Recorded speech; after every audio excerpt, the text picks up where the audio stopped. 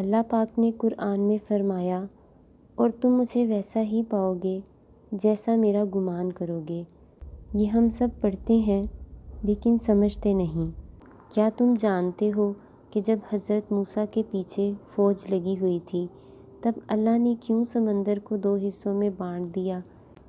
کیا تم جانتے ہو کہ جب حضرت ابراہیم کو آگ میں جانے کا حکم دیا گیا تو اس نے کیوں اس آگ کو ٹھنڈا کر دیا؟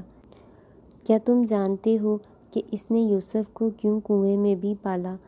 کیا تم جانتے ہو کہ اس نے حضرت ہاجرہ کو صحرا کے درمیان میں زمزم کیوں دیا؟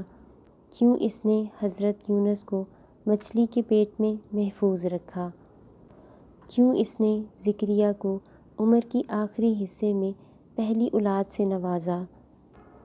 ان سب میں بس ایک چیز مشابہ تھی، یقین، صرف اس لیے کہ ان میں سے کسی نے ہمت نہیں ہاری۔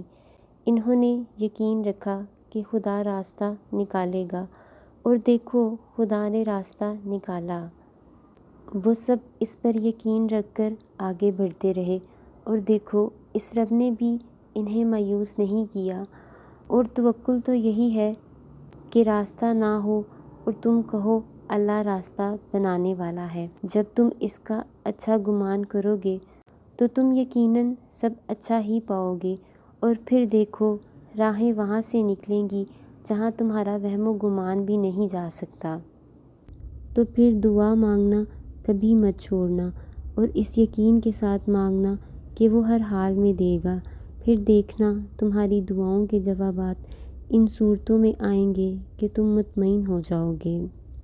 قرآن کی ایک بہت خوبصورت سی آیت، اور اللہ پر بھروسہ رکھو جو بہترین کارساز ہے۔